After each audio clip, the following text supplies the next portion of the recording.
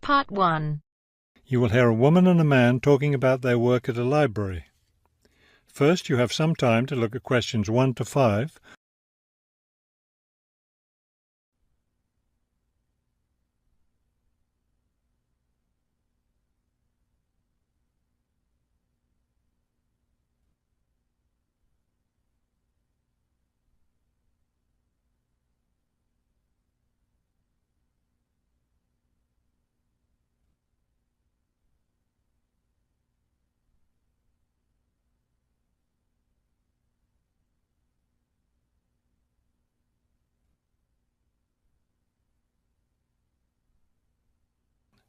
Now we shall begin.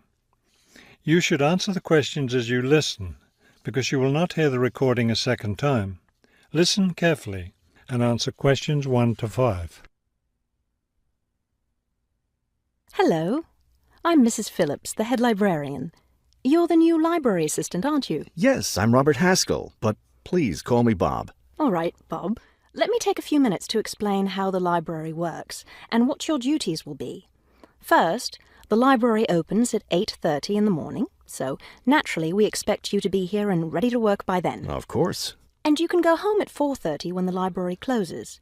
Now, let me explain where everything's kept. It looks like here on the ground floor is where the reference books are. Yes, that's right. Up on the second floor is where the adult collection is, both fiction and non-fiction. And the children's books are there too, aren't they? I thought I saw them in the room by the stairway. No, those are magazines and newspapers for adults. Children's books are up one more flight on the third floor. We'll take a look at them later. Let me show you how we organize our work. Do you see that brown book cart over there? The one by the door? Yes, that one. Those books have been checked in and need to go back on the shelves. Okay, so the brown book cart has books to reshelve. What about this black cart by the desk? Those books have torn pages or damaged covers. They're all books that need to be repaired. Okay, I know how to do a lot of that. I'm pretty good at mending torn pages and covers. That's great, because we really need help with that. And that white cart in the corner, what are those books for? Those are old books that we've taken off the shelves to make room for new ones.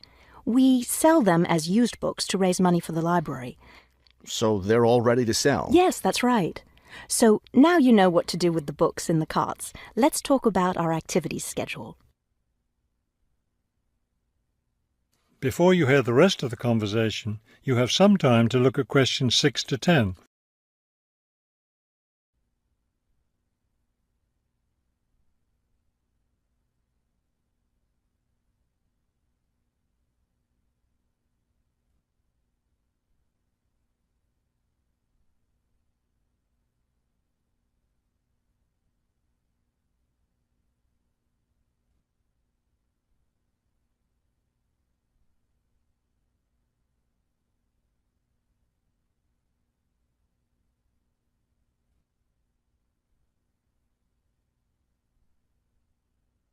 Now listen and answer questions 6 to 10.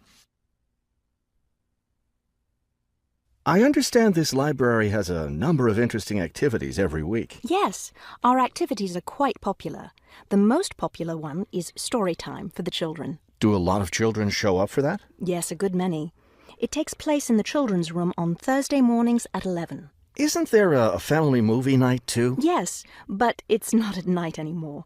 We used to have family movies on Fridays when the library is open until 9, but now we have a different activity at that time, so we had to switch family movies to the weekend, Saturday afternoon. How much do you charge for the movies? They're all free. The movie always starts at 2:30 in the reference room, but you don't have to worry about that since you don't work on weekends. And what takes place on Friday evenings? We've just started a weekly lecture series. We have a different speaker every week, and the lectures cover all different kinds of topics. That sounds like something I'd be interested in attending. Good, because we'll need your help with that. You'll be working Friday evenings, and one of your duties will be to set up the meeting room on the first floor for the lecture. What time will you need that done? Let's say by 6:15. The lecture starts at 6:30, and the room needs to be ready well ahead of time. A lot of people arrive early. Maybe I should have the room ready by 6? That wouldn't be a bad idea.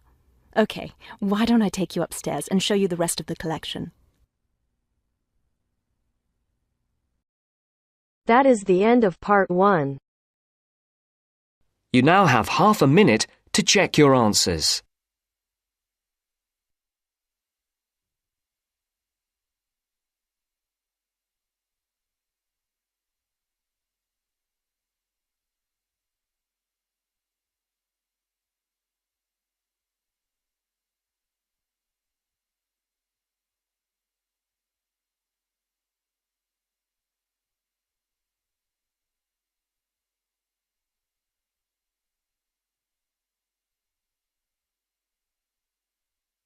Now turns to part 2. Part 2. You'll hear 3 university students talking about a presentation which one of them has to give. First, you have some time to look at questions 21 to 24.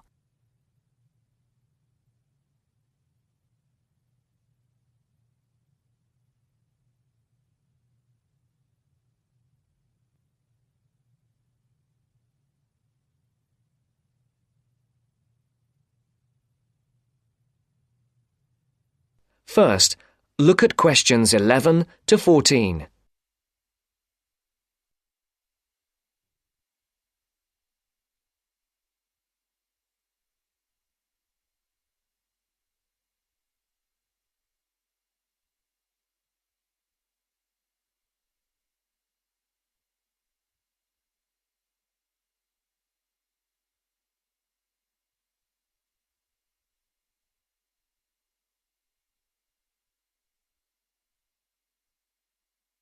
Listen carefully.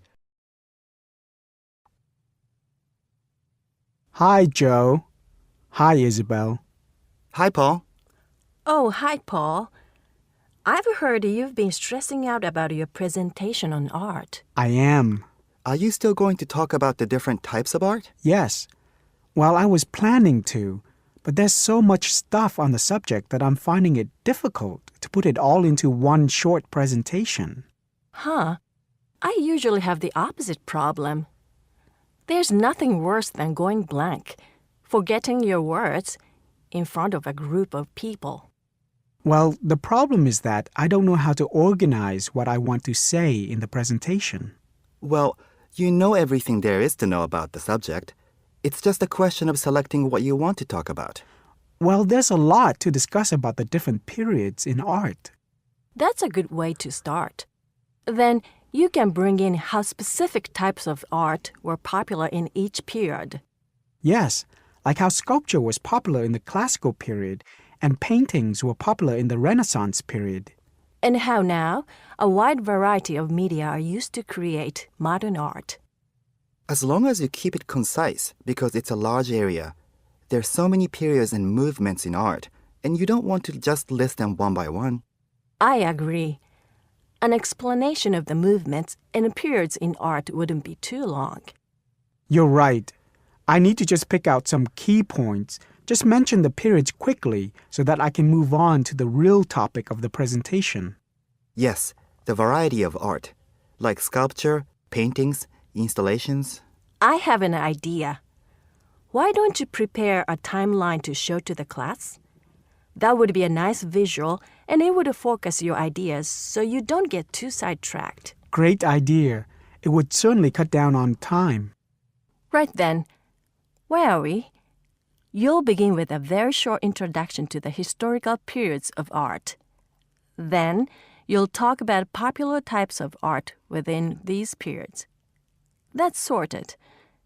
Maybe you could also mention some key works of art in each period, like the Venus de Milo statue or the Scream by Edvard Munch, and give some interesting facts on them. That's not a bad idea, because it does give people a frame of reference when I talk about specific kinds of art. After giving a historical context, I should really talk about different forms of art, shouldn't I? Yes, you should. After that, you can conclude with a question on what is considered to be art. Now, that would be really interesting. Yes, comparing the traditional views of art with modern views. Exactly.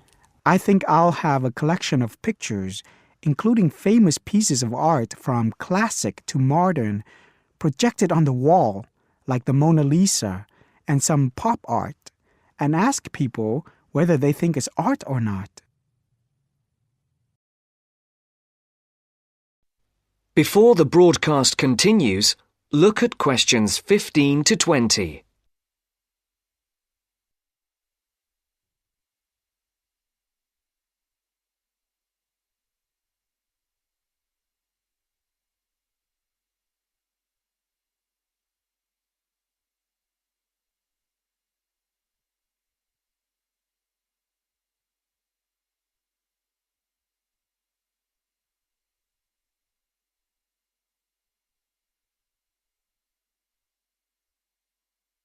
You will now listen to the second part of the talk.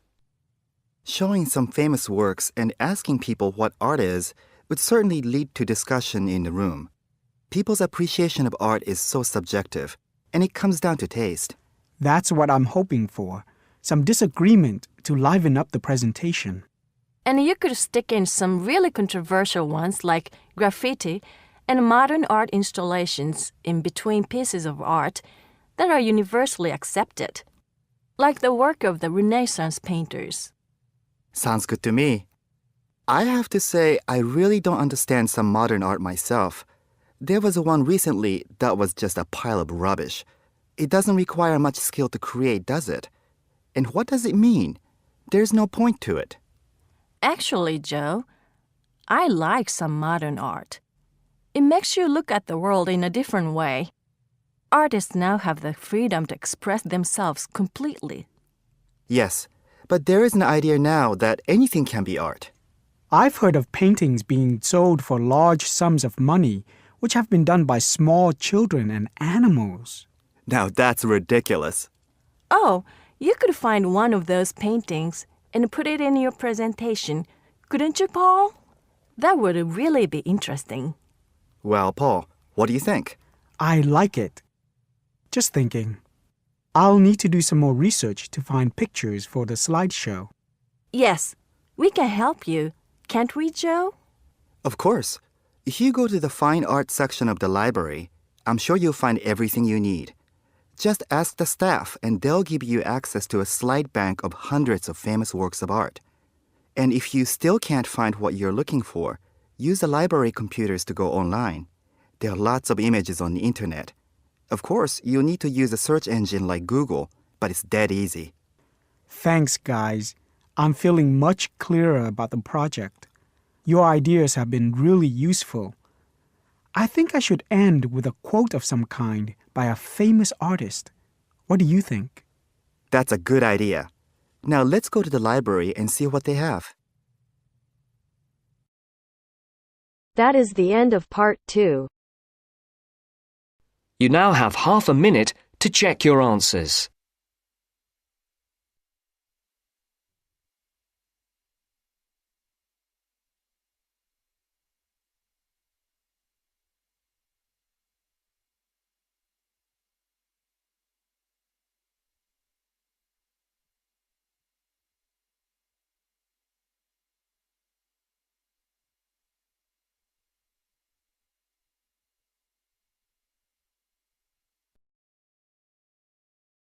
Now turns to part 3. Part 3. You will hear a reporter talking on the radio about old racing cars. First, you have some time to look at questions 21 to 26.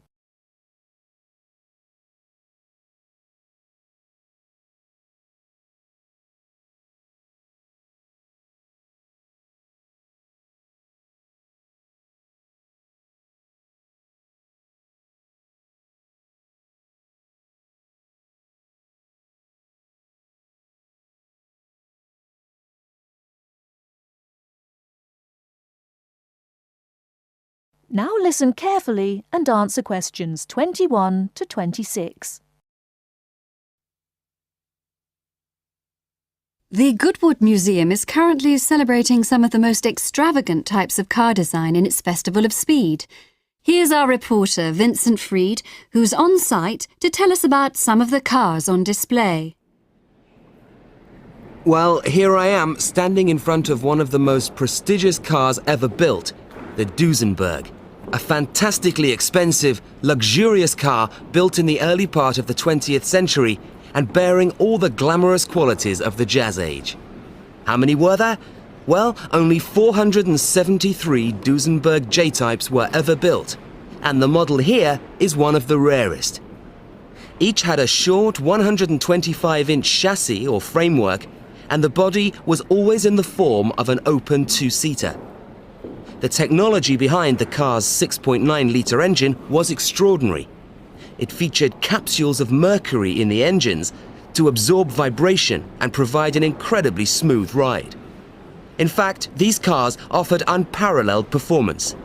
In an age when 160 kilometers per hour was considered very fast, the Duesenberg promised a top speed of 180 kilometers per hour and could do 140 kilometers per hour in second gear. Duesenberg, who designed the car, sold it as a frame and engine. This was typical of the age again, and many prestige manufacturers such as Rolls-Royce did exactly the same. Owners able to afford the hefty $9,000 price tag for the basic car would then commission a coachwork company to build a body tailored to their own individual requirements.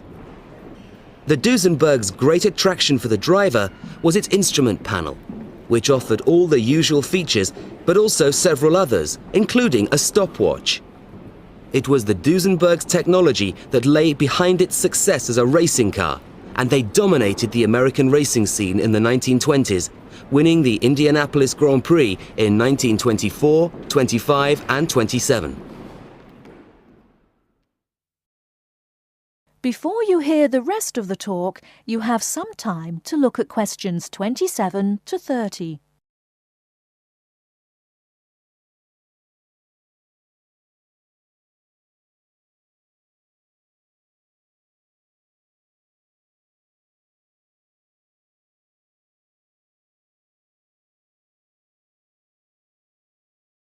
Now listen and answer questions 27 to 30.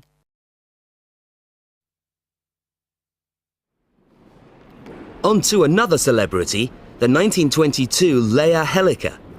Only 30 of these French propeller cars were built, and the model here at Goodwood, which was the fourth to be made, is thought to be the only surviving example still capable of running.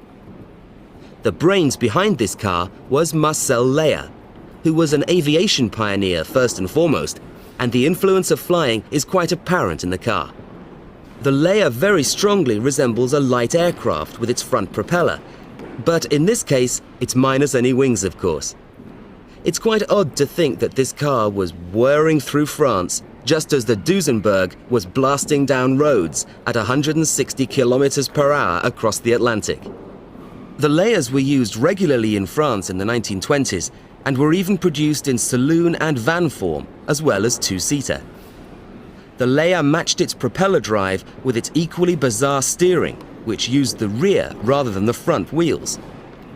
But despite looking rather frail, it was a tough machine. In fact, when troops tried to steal it during the Second World War, the car's baffling design was clearly beyond the would-be thieves, and it ended up being driven into a tree, breaking the propeller. And now for the Firebird. This extraordinary car was first... That is the end of part 3. You now have half a minute to check your answers.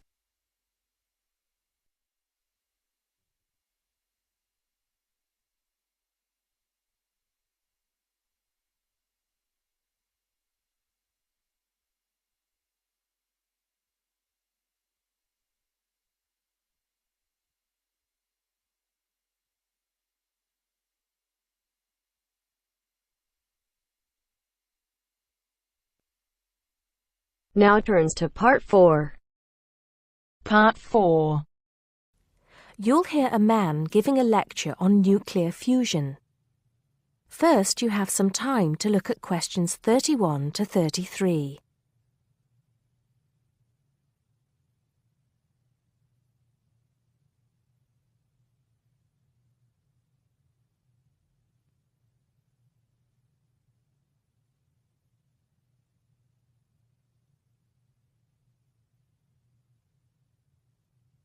Now listen carefully and answer questions 31 to 33.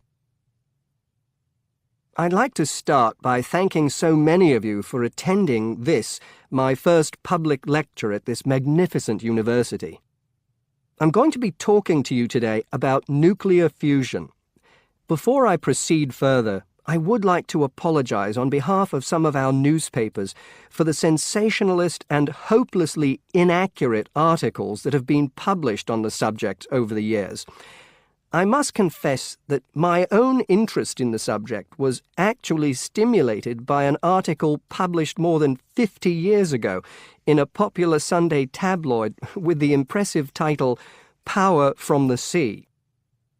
Today, most people would probably interpret such a title as an introduction to a discussion on the latest developments in renewable energy sources, such as wave technology or generating electricity from tidal flows. But back then, little, if any, progress had been made in these fields since the invention of the water wheel. As I recall, following coverage of the opening of the world's first commercial nuclear power station, more than 50 years ago now, at Calder Hall in 1956, the article promised that we would have limitless, almost free electricity within 10 years. It claimed that we could do this using an isotope of water, deuterium, from the sea. This would be used in reactors to combine simple molecules of hydrogen to form helium, releasing energy in the process. Of course, this is different from the process of nuclear fission, which today's nuclear reactors use. I wouldn't like to say that the article I read as a boy was totally inaccurate. It's true that the concept of producing energy from nuclear fusion, essentially reproducing the reactions by which our sun and other stars produce energy, depends on fusing atoms of hydrogen, but the timescale suggested was hopelessly wrong. To this day, despite some very embarrassing false claims from scientists who should have known better, we have not been able to produce energy from nuclear fusion in a controllable way. Let me make clear what I mean by this statement, before some journalist in the audience gets hold of the wrong end of the stick.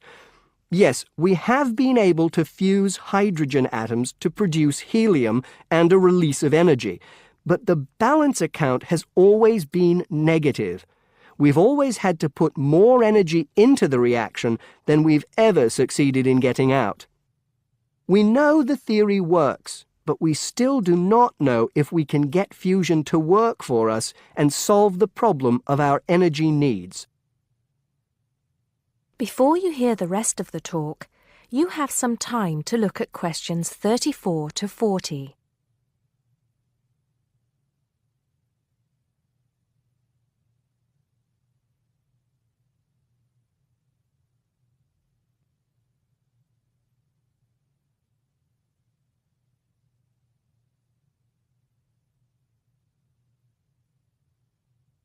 Now listen and answer questions 34 to 40. Here, I will briefly explain these problems before going on to give you a summary of the innovative ways being tested to overcome them. First of all, we have to try to understand the incredible physical conditions that exist inside a natural nuclear fusion reactor, such as the sun. To start with, we have to create temperatures never experienced on our planet. Indeed, if we had experienced the temperatures required, then our planet would never have formed. We have to generate temperatures of at least 100 million degrees Celsius in a carefully controlled environment before we can even hope to produce a fusion reaction. The problems are immense, but it can be done. Many of you will know that you can put your hand into a very hot oven and not get burnt, provided you do not touch any of the surfaces. I won't go into the reasons for this phenomenon here, but we are applying roughly the same principles in designs for fusion reactors. I think I can promise you that the heat will be confined to a very small area. The other major problem we have to find a solution to is pressure. The pressures in a massive body like the sun are vast, and this is what brings the hydrogen atoms into such close proximity to one another that they fuse into helium. We may not have to achieve the same pressures in a fusion reactor, but even so, it is a huge technological problem. What, then, makes me hopeful about the future of energy from nuclear fusion? Perhaps surprisingly, it is developments in laser technology. We can now use lasers to control the nuclear fuel pellets so that they remain suspended inside the reactor without touching the sides. Remember that these pellets are quite small, and because they contain atoms of deuterium and tritium, the two isotopic forms of hydrogen that can be used in these reactions, they are quite light. The lasers will also compress the fuel pellet to raise the pressure to that required to initiate the fusion reaction. Another, far more powerful laser will be used to heat the fuel pellet to the temperature required. This laser, if you like, will act as the trigger to start the reaction. Once started, it is hoped that the reaction will produce enough energy to maintain itself, and also that it will produce a surplus in the form of heat that can be used to produce the steam needed to drive turbines in order to generate the electricity the world needs. To give you some idea of how much energy we can produce, it has been calculated that just 1 kilogram of fusion fuel is capable of producing the same amount of energy as 10,000 tons of fossil fuel. I think you would agree that such an objective is worth working towards. I believe, and I am not alone in this, that nuclear fusion could supply the world's energy needs for centuries to come. That is the end of part 4. You now have half a minute to check your answers.